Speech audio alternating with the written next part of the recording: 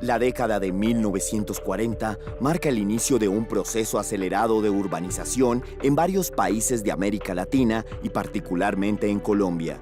Como resultado de este fenómeno, Colombia, que era considerado un país eminentemente rural, empezó a ver cómo la mayoría de sus pobladores se concentraban ahora en los centros urbanos. El consecuente aumento poblacional y de ocupación territorial generó una mayor demanda de acceso a servicios públicos y vivienda por parte de los ciudadanos y exigió asimismo una respuesta estatal en términos de planeación y gestión territorial. Desde entonces se propuso un amplio número de normas y proyectos legislativos relativos al ordenamiento urbano y territorial, que sin embargo no llegaron a ser aprobados por el Congreso de la República.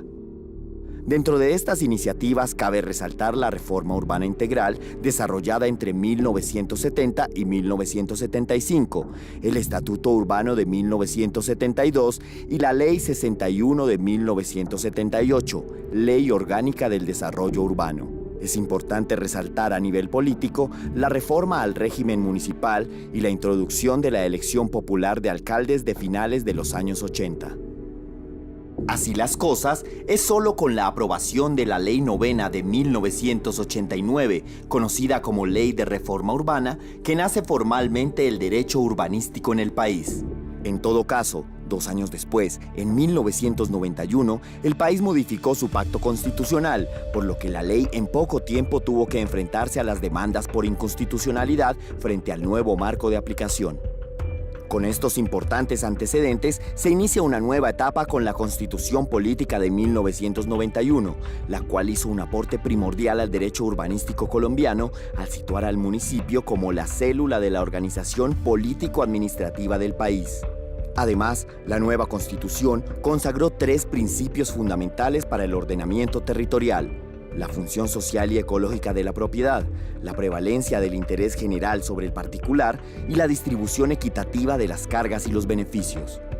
En la práctica esto significa que los propietarios del suelo no tienen derecho a edificar por el solo hecho de ser propietarios, sino que la prerrogativa o potestad para hacerlo está determinada por decisiones públicas de ordenamiento territorial. Con referencia al segundo punto, establece entonces que el ordenamiento del territorio constituye en su conjunto una función pública para el cumplimiento de los fines como el acceso a las vías públicas, por ejemplo, infraestructura de transporte y demás espacios públicos. Y obviamente su destinación al uso común y hacer efectivos los derechos constitucionales de la vivienda y los servicios públicos domiciliarios. Asimismo, atender los procesos de cambio en el uso del suelo y adecuarlo en aras del interés común. Y en tercer lugar, pues aparece la distribución equitativa de las cargas y los beneficios. En ese sentido, desarrolla el principio de igualdad de los ciudadanos ante las normas, por lo que la ley definió que los planes de ordenamiento territorial y las normas urbanísticas que los desarrollen deberán establecer mecanismos que garanticen el reparto equitativo de las cargas y también de los beneficios derivados del ordenamiento tanto urbano como entre los respectivos afectados.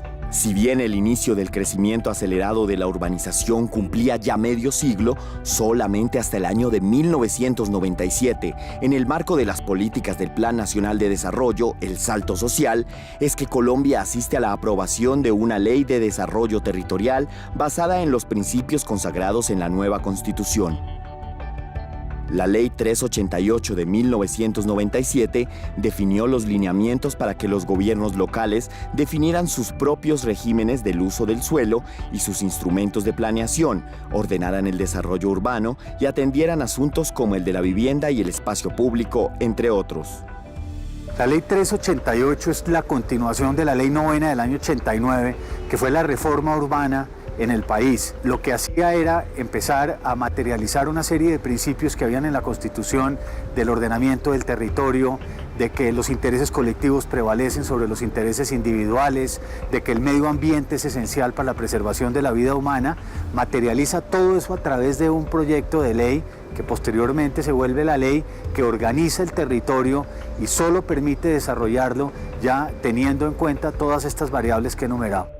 Cabe destacar que la Ley 388 de 1997 le suministró un conjunto de instrumentos a las administraciones municipales para participar de las plusvalías generadas por sus acciones, sentó las bases del ordenamiento territorial y la regulación de los usos del suelo y permitió a los municipios adoptar sus propios planes de ordenamiento territorial. Hoy, a 20 años de su aprobación, se evidencian retos y oportunidades en la implementación de la ley relacionados con su articulación con las normas de ordenamiento ambiental y rural, los mecanismos de asociación e integración regional y los instrumentos para la captura de valor del desarrollo urbano. Son muchos los retos que tenemos adelante. Después de 20 años de estar aplicando la norma, podríamos decir que básicamente son tres los más importantes. El primero, el ambiental. Debemos aprender a planificar el territorio, el aprovechamiento del mismo, teniendo en cuenta el medio ambiente y la sostenibilidad del mismo. Para que de esa manera cohabitemos con los recursos naturales que tenemos, utilizarlos de una manera sostenible y de que le sirvan a la sociedad cada vez más. El segundo es el de integrarnos entre la ciudad y la región rural que la rodea, para que de esa manera las ciudades puedan cohabitar con lo rural, puedan magnificar y mejorar esa simbiosis entre, digamos, la vida y el trabajo rural y la ciudad como urbe y centro de comercio, pero sin que extinga la vida de lo rural y sin que, digamos, limite las posibilidades de esa cohabitabilidad. Tercero, la equidad. Tenemos que trabajar para que los territorios sean más, digamos, incluyentes, para que los colombianos estemos siempre más cerca.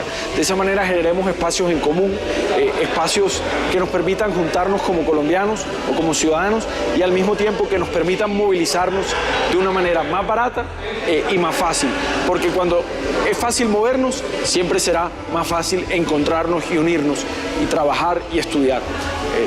Y por último, la apropiación. Quizás la lección más importante que hemos aprendido es que cuando hay una apropiación efectiva de la norma, de la planificación territorial, hay ciudades que mejoran, que se sueñan y que cada día salen adelante.